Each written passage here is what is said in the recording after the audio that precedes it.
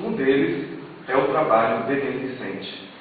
Aquele trabalho em que você não visa a remuneração financeira, em que você visa apenas ser útil sem desejar nada em troca, nem mesmo a gratidão.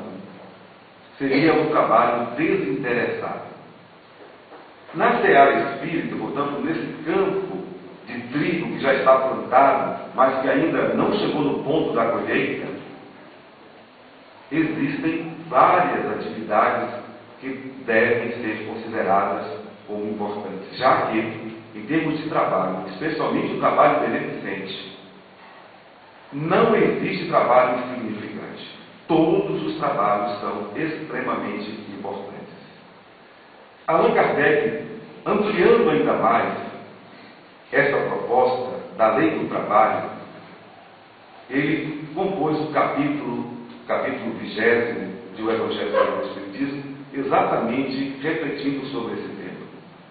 Ali, em um dos itens, salvo engano, no item 5, ele menciona com o título Os Obreiros do Senhor, como deveria ser a postura desse trabalhador que aguarda a transição do mundo, que aguarda a preparação do próprio planeta, que hoje não é só uma transição localizada na transformação de cada indivíduo ou de alguns sistemas da sociedade. Nós estamos falando de uma transformação planetária, que estamos acompanhando ao vivo e em cores. E a respeito do trabalho beneficiário, esse que você se dedica ao bem pura e simplesmente, além de não existir trabalho insignificante, deve-se considerar algumas das recomendações do capítulo também mencionado. Uma delas, primeiro, lógico, é esse total desinteresse de qualquer tipo de retorno. É aquela proposta: faça apenas com a mão direita. Não faça com o intuito de que a mão esquerda perceba o que se está fazendo. A esse respeito, inclusive, há uma reflexão sobre os trabalhos dos médiuns nas casas espíritas. Ivone Pereira, uma grandiosa trabalhadora, já desencarnada, em seus livros, traz algumas reflexões, especialmente para o trabalhador da casa espírita, o médium. E ela diz, entre outras coisas, que a melhor forma de se desenvolver a mediunidade é realizando trabalhos beneficentes. E faz até uma crítica dentro do seu clima de raciocínio, que muitas vezes os iniciantes da mediunidade já querem começar pelo final, já querem os louros de reconhecimento do seu trabalho sem terem produzido absolutamente nada. Espera-se exatamente o contrário, que o médium primeiro se dedique ao bem e o restante da sua atividade mediúnica virá como um acréscimo natural do seu esforço em benefício do bem. Nós temos dois grandiosos exemplos que estão aí, muito vivos entre nós, no movimento espírita em particular, já com reconhecimento de todo o planeta. Falamos de Chico Xavier e de Divaldo Franco, que são dois grandiosos mestres, grandiosos que servem a humanidade inteira, são unânimes na aceitação de todas as correntes de pensamento pela postura com que eles se colocam no trabalho. E a postura sempre foi essa: primeiro o trabalho beneficente. A mediunidade é uma mera consequência disso. Cabe a cada um de nós perceber que a orientação espiritual ela é muito clara. E dentro do capítulo 20 se pede exatamente que tenhamos muito cuidado para observar se a nossa intenção dentro do trabalho é realmente sincera, se a estamos ali apenas para servir.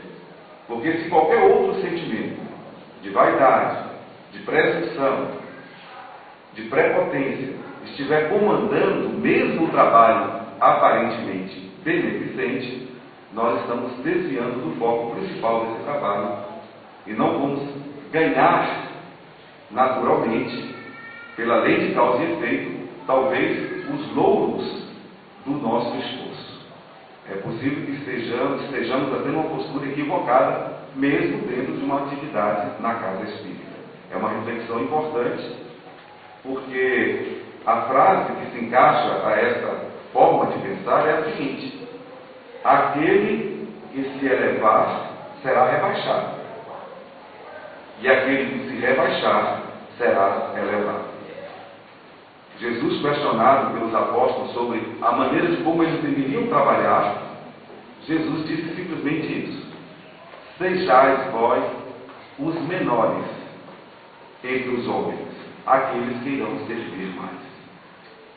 E seria esta a forma da gente aguardar a transição do planeta com serenidade, aguardando inclusive o tempo que nós precisamos para descobrirmos em nós as deficiências que nos impedem de merecermos um quinhão de alegria maior do que aquele que já esperamos receber. Porque um dos trabalhos importantes, que já não é o trabalho beneficente nem o trabalho remunerado, mas um trabalho de cunho pessoal que deveremos fazer, é o trabalho de introspecção. É aquela proposta antiga do conheça-te a ti mesmo. É fundamental que a gente aguarde a evolução fazendo também esse trabalho, que, como todos os outros, exige empenho. É o trabalho de, primeiro, se ter a coragem para observar-se a si mesmo, tendo total compaixão, piedade, complacência em relação aos outros, a observação da vida dos outros, mas tendo aquele rigor que costumamos ter ao julgarmos as pessoas alheias conosco mesmos. Seria essa a postura de equilíbrio para quem esteja, de fato, trabalhando para merecer retornar ao planeta Terra quando todo o sistema estiver equipado politicamente para receber apenas os espíritos que estejam focados no processo da regeneração. Essas recomendações são feitas porque, entre outras coisas, é muito comum as pessoas que nos envolvemos em processos religiosos sermos envolvidos por ilusões, por fantasias. Aliás, temos hoje um flagelo religioso acontecendo a olhos nus, que é a ilusão que algumas religiões criam em seus profitentes, com a ideia de que não precisa se fazer muita coisa para se ganhar o céu, para se conquistar os favores espirituais, especialmente a proteção de Jesus. Nitidamente se propõe a inércia como forma de se merecer algo de grandioso do ponto de vista espiritual, o que é uma temeridade. A proposta nossa é exatamente o oposto. Aguardemos o céu, trabalhando o tempo todo. Deveremos, claro, trabalhar, nos equipar, para conseguirmos espaço no mercado de trabalho, para termos a primeira dignidade da vida social, que é o trabalho digno, remunerado, para se sustentar, bem como a família. Logo em seguida, percebamos o trabalho beneficente. Dentro do nosso tempo, haveremos de encontrar uma hora que seja, no mínimo por semana, para fazermos algo totalmente de forma desinteressada. Um momento em que a gente se abnega completamente. A abnegação seria isso, a total negação de si mesmo. Naquele momento em que você deixa de ser egoísta, pelo menos por alguns instantes.